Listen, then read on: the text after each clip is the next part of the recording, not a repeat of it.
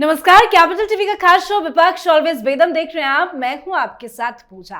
अरविंद केजरीवाल ने कभी सोचा भी नहीं होगा कि जिस झाड़ू को उन्होंने राजनीति बदलने का प्रतीक बनाया था, वही झाड़ू एक दिन उनकी अपनी पार्टी का सफाया करती नजर आएगी। आज आम आदमी पार्टी की हालत देखकर यही लग रहा है सफाई विरोधियों की नहीं, अपनी ही टीम की हो गई है। राघव चड्ढा समेत 7 राज्यसभा सांसदों के बीजेपी में शामिल होने को राज्यसभा सभापति की आधिकारिक मंजूरी मिल गई। इसके साथ ही राज्यसभा का पूरा गणित बदल गया। बीजेपी की संख्या 106 से बढ़कर 113 हो गई है, जबकि आम आदमी पार्टी 10 से सीधे 3 पर सिमट गई है। यानी झटका इतना बड़ा कि केजरीवाल शायद लंबे समय तक इस सदमे से बाहर ना निकल पाए।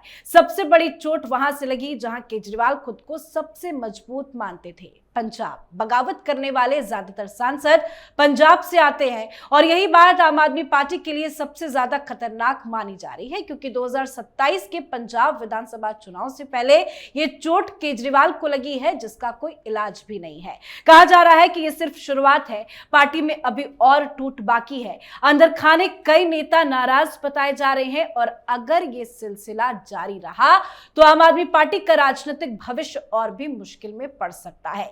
तो सवाल यह है कि क्या यह विस्फोट रुकेगा या राघव चड्ढा का गुट अब पंजाब में भी सेंधमारी करेगा। वैसे खबर महाराष्ट्र से भी सामने आ रही है। उद्धव ठाकरे की भी पार्टी में विस्फोट होना है। उद्धव के सांसद काफी नाराज बताए जा रहे हैं, मीटिंग में शामिल नहीं हो रहे हैं, बल्कि सांसद अपनी अलग से मीटिंग कर रहे हैं। तो क्या आम आदमी पार्टी की तरह एक बार फिर उद्धव की पार्टी में भी विद्रोह होगा?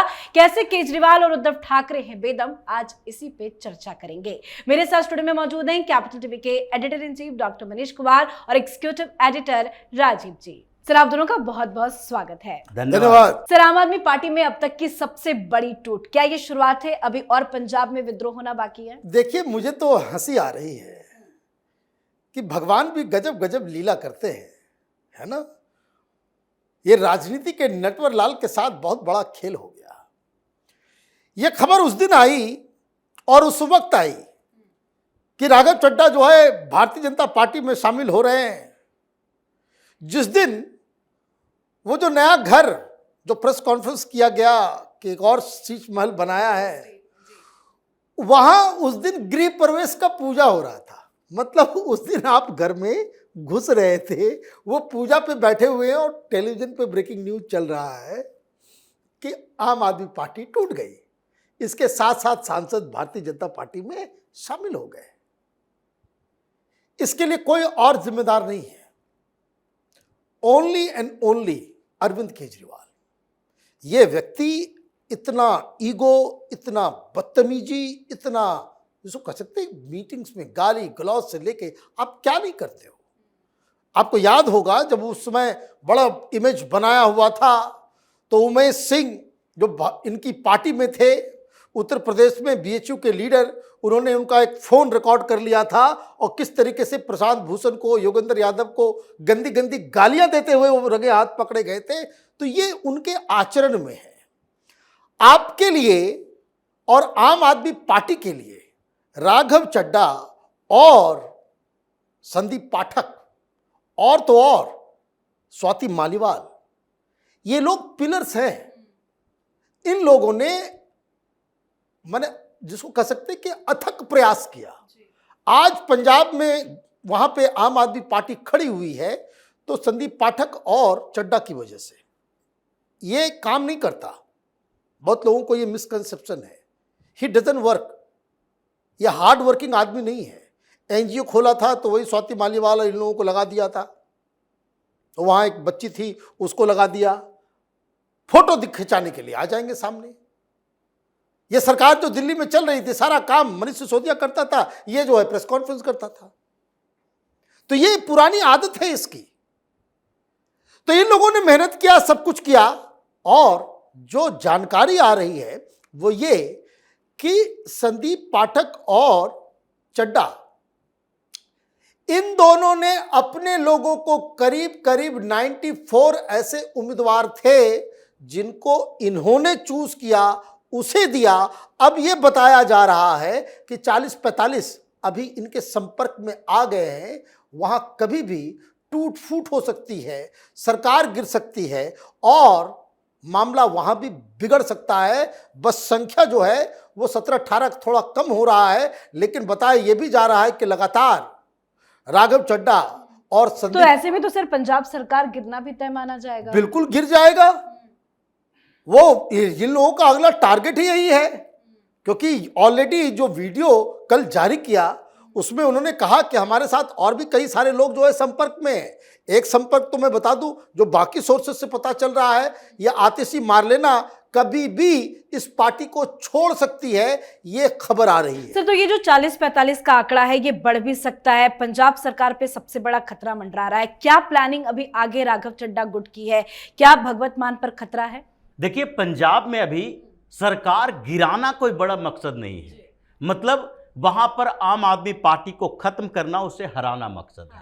लेकिन पंजाब में पार्टी की स्थिति कमजोर है और ऐसे स्थिति में अगर उसके विधायक जाते हैं, वो देख रहे हैं कि आगे हम जाएंगे कहां, करेंगे क्या, किसके साथ जाएंगे, कांग्रेस के साथ जाएंगे, भारतीय जनता पार्टी के साथ जाएंगे, क्योंकि ये अभी जो निकले हैं राज्यसभा सांसद हैं और उसके बाद ये लोकसभा सांसदों के साथ संपर्क में है। 3 लोकसभा सांसद पंजाब के अंदर आम आदमी पार्टी के, और तीनों के तीनों लोकसभा सांसद वो हैं जो आम आदमी पार्टी से लंबे समय से जुड़े हुए नहीं थे और उन क्षेत्रों से हैं जहां पर भारतीय जनता पार्टी और अकाली दल, ये दोनों के बीच अगर गठबंधन हो जाता है तो वैसी स्थिति में आम आदमी पार्टी या कांग्रेस जीत नहीं पाएगी। वो इसके इंतजार में है। जैसे ये कांग जो बार बार इस बात के लिए आम आदमी पार्टी का विरोध कर रहे थे और वो कह रहे थे कि लैंड पुलिंग पॉलिसी भी आम आदमी पार्टी की गलत है, धरना प्रदर्शन भी किया, लेकिन उनकी बात नहीं सुनी गई। उस समय अरविंद केजरीवाल को लग रहा था इसे हमने सांसद बनाया है, ये कहां जाएगा। लेकिन 3 लोकसभा सांसद, उसमें से 2 भी अगर इधर उधर हो गए तो पार्टी को तोड़ सकते हैं लोकसभा में भी, जैसे राज्यसभा में तोड़ा गया। तो वो कांग भी बार बार ये इस बात को दोहरा रहे थे कि नहीं, हमारा सबसे नजदीकी व्यक्ति जो रहा है, जिसने हमको पार्टी में लाया, वो राघव चड्ढा था। वो उससे पहले भारतीय जनता पार्टी में थे और आनंदपुर साहब से अगर सांसद है, कोई होशियारपुर से सांसद है, सिंगूर से सांसद है। होशियारपुर में जहां भारतीय जनता पार्टी लगातार 2 बार लोकसभा चुनाव जीती है, वहां पर समस्या सिर्फ यही है कि अभी भारतीय जनता पार्टी और अकाली दल के बीच गठबंधन फाइनल होता है कि नहीं। ये लोग इंतजार कर रहे हैं कि चुनाव हमें आगे भी लड़ना है। अगर चुनाव लड़ना है तो ऐसी स्थिति में हमें चुनाव जीतने की संभावना वाली पार्टी देखनी चाहिए। इसमें से 3 में से 2 सांसद जो इनके हैं, छब्बेवाल भी, ये कांग्रेस से आए, भारतीय जनता पार्टी से आए, और एक हैं जो 2 बार से विधायक रहे थे, उससे पहले कांग्रेस में ही थे। तो ये सारे उधार के लिए हुए नेता हैं और वो इंतजार कर रहे हैं कि कब हमें एक अनुकूल समय परिस्थिति मिले, अनुकूल पार्टी मिले। और इसलिए राघव चड्ढा से संपर्क हुआ, उन लोगों ने इंटरव्यू भी दिया, बात भी किया कि अभी हमारी प्लानिंग तो नहीं है, लेकिन आम आदमी पार्टी से, उसके नेतृत्व से और जो कोऑर्डिनेशन है दिल्ली और पंजाब के बीच, उसमें जो संदीप पाठक और दूसरे स्तर पर ये राघव चड्ढा, यही दोनों बीच की कड़ी था जिसे अरविंद केजरीवाल ने बीच में तोड़ दिया। और उसके बाद हम लोगों से संपर्क ही नहीं है। तो आम आदमी पार्टी के लिए पंजाब में समस्या बढ़ती जा रही है, क्योंकि इनको लग रहा है कि अभी अरविंद केजरीवाल डायरेक्ट इंटरफेयर करता है तो और विस्फोट होगा। इसीलिए अपने लोकसभा सांसदों से बार बार भगवंत मान फोन करके बात कर रहा है कि नहीं भाई, तुम्हारी तो कोई ऐसी प्लानिंग नहीं है। लेकिन प्लानिंग कोई बताता है क्या? प्लानिंग इन लोगों ने भी नहीं बताया था। और जो इनके साथ सांसद आए हैं राज्यसभा में, जिसे अरविंद केजरीवाल ने 10, 20, 25 करोड़ में टिकट दिए थे, चाहे सानेवाल हो या फिर अशोक मित्तल हो या राजेंद्र गुप्ता हो, ये तीनों इंडस्ट्रियलिस्ट हैं और तीनों को पैसे पर टिकट दिया था। वो तो पैसे पर उन लोगों के साथ भी हैं जो कि विधायक भी हैं।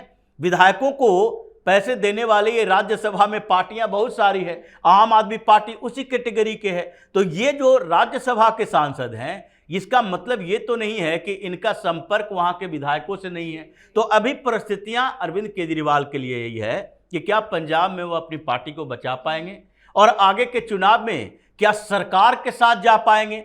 अगर अल्पमत में आई, नई सरकार की बात नहीं हो रही है, केवल भगवंत मान की सरकार गिरे, अभी समय 7-8 महीने का है। और 6 महीने के समय में अगर इसकी सरकार गिरती है तो वहां पर राष्ट्रपति शासन की बात होगी, नई सरकार बनाने की बात नहीं होगी। बिल्कुल, और ये मुसीबत बड़ी है। लेकिन सर महाराष्ट्र की भी बात करते हैं। महाराष्ट्र में क्या चल रहा है? जो आम आदमी पार्टी में फूट हुआ, विद्रोह हुआ, क्या उसका साइड इफेक्ट उद्धव की पार्टी में देखा जा रहा है? देखिए, यहां तो अंदर अंदर सब कुछ चल रहा था, लेकिन उद्धव ठाकरे की पार्टी में तो वो ओपन सीक्रेट है ये, कि वहां के सांसद, वहां के लीडर, पार्टी के अंदर वो संजय राउत और संजय राउत के कहने पे जो लगातार उद्धव ठाकरे फैसले ले रहे हैं, उससे नाराजगी तो बहुत पहले से है। आप देखिए, जैसे ही ये लोग विधानसभा चुनाव हारे, लोकसभा के चुनाव में फिर जो कुछ भी हुआ, उसके बाद से इनका तो अंदर खाने बड़ा बवाल चल रहा है। लेटेस्ट जो इसकी जो खबर, ये जो आपने पूछा है कि क्या वहां हो सकता है, किसी भी वक्त ये खबर आ सकती है, उसकी शुरुआत हुई थी इस राज्यसभा चुनाव के दौरान। मीटिंग की गई, सारे लोगों को बुलाया गया और वहां पे जो प्रियंका चतुर्वेदी जो राज्यसभा की सांसद थी, उन्होंने मीटिंग के अंदर एक बड़ा सवाल खड़े कर दिया और मीटिंग में उन्होंने साफ साफ कहा कि भाई संजय राउत ने किस आधार पे शरद पवार के नाम की घोषणा की, किसके कहने पे, यह किस जगह पे तय हुआ, क्या आपने तय किया? अच्छा, प्रियंका चतुर्वेदी और उद्धव ठाकरे के जो बेटे हैं, इन लोगों में अच्छी ट्विनिंग है। जब क्योंकि उनको रिपीट होना था, क्योंकि उनको चुनाव तो लड़ते कम से कम, लेकिन अपने बिना किसी फैसला लिए हुए, किसी फोरम पे बिना किसी से बात किए हुए आपने ये कर दिया, तो वहां बवाल मचा। कई सारे सांसदों ने सवाल किए, तो वहां खूब बहस भी हुई, संजय राउत से भी बहस हुई सबकी। लेकिन वहां एक गलती जो उद्धव ठाकरे से हुई, उन्होंने साफ साफ ये कह दिया कि जिसको रहना है रहो, जिसको जाना है जाओ। This is what happened in the meeting. और उस मीटिंग के बाद, उस समय से दिल्ली के अंदर मीटिंग्स हो रही हैं। कुछ लोग अमित शाह से मिल रहे हैं, कुछ लोग इस तरह की बातें चल रही है। तो ये भारतीय जनता पार्टी है भाई। यहाँ तो मौका आपने दिखाया नहीं कि कोई इंटरेस्ट, कोई इच्छुक दिखाया नहीं कि भाई पार्टी टूट सकती है, ये हो सकता है। तो ये कांग्रेस पार्टी तो है नहीं, ये तुरंत अमित शाह ग्रैब कर लेंगे, तुरंत अमित शाह कहेंगे कि अच्छा ठीक है, वहाँ घुटन हो रही है तो भी तो साथ इधर आए हैं, तुम लोग भी इधर आ जाओ, कुछ लोकसभा में भी आ जाओ। तो ये मुझे लग रहा है it is a quite a possibility कि उद्धव ठाकरे की पार्टी वो दिल्ली के अंदर वो टूट जाए। और राज्यसभा चुनाव के बाद से ही प्रियंका चतुर्वेदी का मूड कुछ बदला बदला दिख रहा है। कई बीजेपी के नेताओं के साथ उनकी मुलाकात, यहाँ तक कि केंद्रीय मंत्रियों के साथ भी प्रियंका चतुर्वेदी की तस्वीरें आई। पीएम मोदी की भी कई बार तारीफ कर चुकी है। तो क्या प्रियंका चतुर्वेदी उद्धव का साथ छोड़कर बीजेपी में जा सकती है? पार्टी के अंदर क्या चल रहा है महाराष्ट्र में? देखिए, प्रियंका चतुर्वेदी को बीजेपी क्यों लेगी? भारतीय जनता पार्टी प्रियंका चतुर्वेदी को पूछ ही नहीं रही है। वो तो आने के लिए तैयार है, क्योंकि ये राज्यसभा की सीट लेने वाले नेता हैं। इनको 4 वोट पंचायत के चुनाव में न मिले, लेकिन वहां जो जीत कर आए हैं, समस्या उनकी है। और वो जो लगातार पिछले 5-6 महीने से देख रहे हैं कि उद्धव ठाकरे हमें कहता है लोकसभा में क्या, वक्फ बोर्ड संशोधन विधेयक के खिलाफ वोट करो। ये जो ला रहे हैं प्रधानमंत्री मोदी, तुम उसका सपोर्ट क्यों करोगे? अरविंद सावंत जो लोकसभा में यूबीटी का नेता है, अरविंद सावंत तक गुस्से में था इस बात को लेकर पिछली मीटिंग में कि भाई कम से कम आप वैचारिक आधार पर किसी बिल के समर्थन, विरोध, वॉकआउट की बात तो करें। ऐसा नहीं हो कि हम पूरी तरह से ये सोकॉल्ड सेकुलर पार्टियों की तरह बन जाएं और उसके बाद हम अपने क्षेत्र में जाते हैं तो वहां लोग सवाल पूछते हैं कि आपने किसका विरोध किया था। ये वक्फ बोर्ड संशोधन विधेयक के समय में, उस समय जब पार्लियामेंट्री कमेटी बनी थी तो मुंबई में ही अरविंद सावंत को कहा गया कि आप है जो इसका विरोध करो, झगड़ा करो, हंगामा करो। तो इसका फायदा तो एकनाथ शिंदे की पार्टी भी उठाएगी और भारतीय जनता पार्टी को भी मिलेगा। पिछले 3 महीने से लगातार मीटिंग चल रही है। आम आदमी पार्टी के 7 के आंकड़े आए, उससे पहले उद्धव ठाकरे के ही आए थे। 9 सांसद हैं, 7 सांसदों ने मीटिंग की। दिल्ली में 2 बार मीटिंग हुई। उस समय कहा गया कि अभी रुको, अभी ये फैसले का समय नहीं है। शायद भारतीय जनता पार्टी को ये लग रहा होगा कि जिस मोरल प्रेशर में अब तक हम काम करते रहे कि नहीं शिवसेना यूबीटी से जो लोग जाएंगे वो शिंदे गुट में जाएंगे, हमारे पास नहीं आएंगे, वो मोरल प्रेशर अब कम हो रहा है कि नहीं अब शिंदे भी चुनाव लड़ चुके हैं, हम भी वहां की पार्टी हैं, वो भी ब्लैकमेल करता है अपने समय पर, तो फिर हम अपने साथी क्यों न लाए। अमित शाह से मुलाकात हुई संजय जाधव की, और ये जो जाधव की मुलाकात हुई उसमें सीधे तौर पर जो बातचीत हुई है इसी को लेकर कि हम कितने सांसद आए भारतीय जनता पार्टी के साथ, और कुछ हमारे लोग जो हैं वो एकनाथ शिंदे के साथ जाने के लिए तैयार हैं। वही जाधव के साथ जब उद्धव ठाकरे ने उन्हें मीटिंग में बुलाया उनका फोन बंद था, और इसलिए अंबादास ने कहा कि नहीं नहीं हमने बात की थी, और उसके बातचीत के बाद पता चला कि वो पारिवारिक कार्यक्रम में है। पारिवारिक कार्यक्रम में हैं तो कम से कम इंफॉर्मेशन तो दे सकते थे। ये मीटिंग का दौर चल रहा था, इस बीच एकनाथ शिंदे के घर पर ये 6 सांसदों की मीटिंग हुई, बवाल हुआ, एक रिपोर्टर सामने आया, उसके बाद उस रिपोर्ट ने सारे मीडिया में इस बात की चर्चा करवाई कि नहीं नहीं एकनाथ शिंदे जा रहे थे अपने काफिले के साथ, अपने सारे प्रोटोकॉल को तोड़ दिया, सारे सिक्योरिटी वाले को लौटा दिया, और उसके बाद एक गेस्ट हाउस में गए जहां ऑनलाइन और ऑफलाइन ये उद्धव ठाकरे के 6 सांसद उनसे जुड़े और बातचीत हुई। लेकिन ये बातचीत अभी चल रही है, इधर आम आदमी पार्टी का हंगामा हुआ और उसके बाद फिर से एक्टिविटी बढ़ने लगी कि नहीं लगता तो है कि उद्धव ठाकरे के सांसद जो हैं वो अभी भी नाराज हैं। दिल्ली से हरी झंडी का इंतजार है कि कौन कितने लोग किस पार्टी के साथ जाएंगे, शिंदे के साथ और कितने भारतीय जनता पार्टी के साथ। जहां से ये हरी झंडी मिली उसके बाद लगता है कि उद्धव ठाकरे की पार्टी में फिर से विस्फोट, मतलब उद्धव के सांसद भी सही वक्त का इंतजार कर रहे हैं। बहुत बहुत धन्यवाद सर आप दोनों का। धन्यवाद। तो अरविंद केजरीवाल और उद्धव ठाकरे विपक्ष के 2 बड़े नेता, दोनों बेदम है। आम आदमी पार्टी में झाड़ू इतनी चली कि अपनी ही कुर्सी के नीचे की जमीन साफ हो गई। अब सवाल सिर्फ इतना है कि अगला नंबर किसका है, क्योंकि जो हालात बने हैं नंबर लगाने वाले नेताओं की लिस्ट काफी लंबी है। अभी पंजाब से भी कई विधायक पार्टी का साथ छोड़ेंगे। बड़ा विस्फोट पंजाब में होना तय है। वहीं उद्धव की पार्टी में भी कुछ ठीक नहीं चल रहा है, वहां भी बड़ा बवाल होना तय माना जा रहा है। तो इस पर आप भी अपनी राय कमेंट करके जरूर लिखिएगा। देखते रहिए कैपिटल टीवी। नमस्कार।